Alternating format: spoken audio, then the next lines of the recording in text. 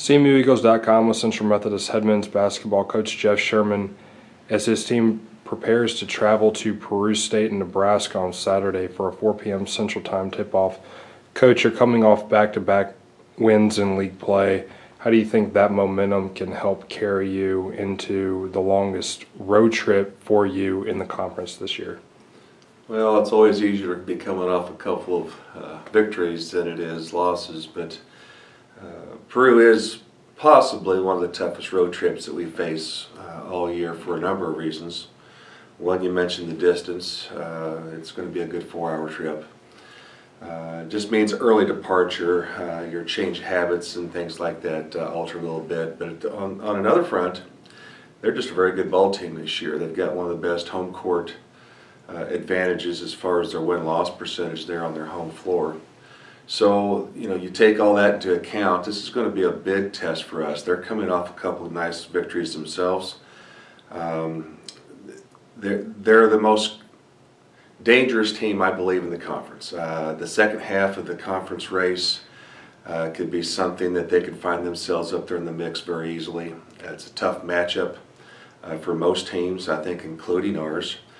Mostly due to our lack of depth as of late. And of course, last night not having Cody Anderson, which we feel we'll have ready and healthy for Saturday. But we feel good about how things are going right now. Our guys keep stepping up under the most adverse conditions I think that a team could face, but there's still many challenges that are waiting for us. Peru State really came onto the radar after their win at Benedictine to open conference play in Atchison. Now they're not really catching anyone by storm, but just kind of talk about how they simply came off the radar into a well-known team throughout the league that many coaches think might have the most overall talent. Oh, I think they most certainly, if they don't have the most talent, they're the next runner-up to having the most overall talent. Traditionally, if you look at our conference, the most talent does not win our conference. There's so many obstacles, and again, our conference is so good. So obviously not having just talent, and it's a first-year coach, very experienced coach, very successful coach, state championships and everything in the state of Nebraska. But it's the first year that most of these players have played together. That's about the only probably disadvantage they have.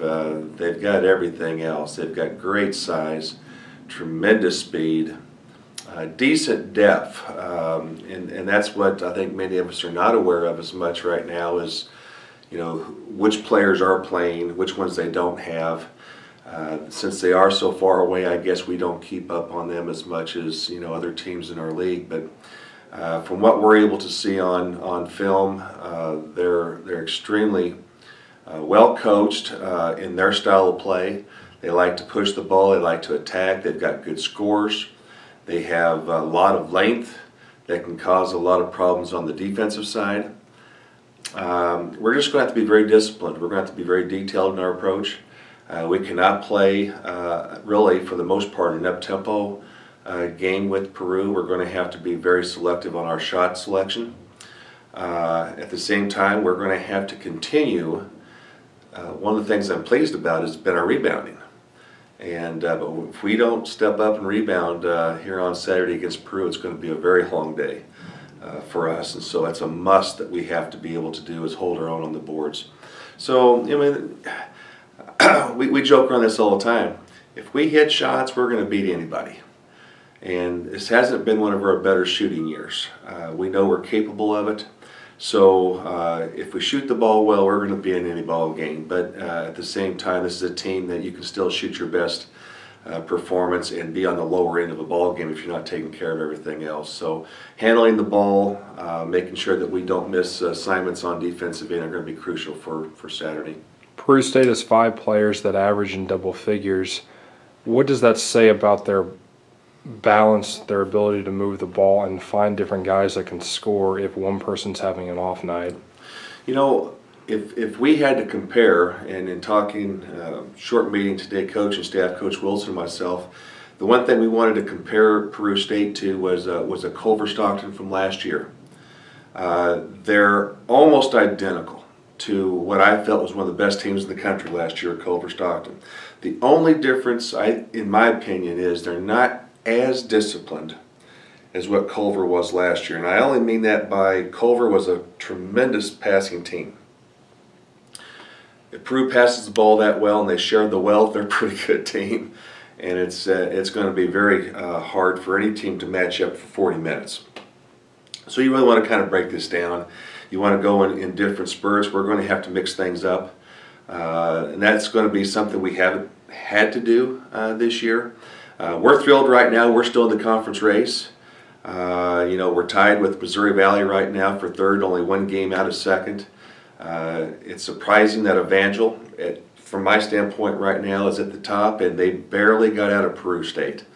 They were down to Peru the entire game and won right there at the very end by 1 point. You mentioned that Peru beat Benedictine already. They've already proven to beat two of the top teams in the conference. Once they get more consistent, this is a team that everyone's going to take seriously, and I think we already do that in our conference. I think the reason they're not getting any national votes right now is you have to be consistent with that. Nobody wants to see them get to that level. And Saturday is a big game for the both of us. They're one game behind us right now at that 4 spot. And again, it's the halfway point. Boy, anything can happen that second half. So while this is a tough game, it's also a long road trip. It's a demanding game. I think for both sides, we've both been hit with different injuries and player issues. But it's whichever team's going to show up and lace them up pretty tight. This is going to be a coaches versus cancer weekend. So, you know, if anything else, the coaches will have our tennis shoes on, running up and down the sidelines. I don't know if that's going to have anything to do with the outcome of the game, but we've had a lot of success on these weekends with coaches versus cancer. So we're excited to, take part in that, but at the same time be able to share that with the experience of coaching our team on the sidelines. So we're looking forward to a pretty good game Saturday.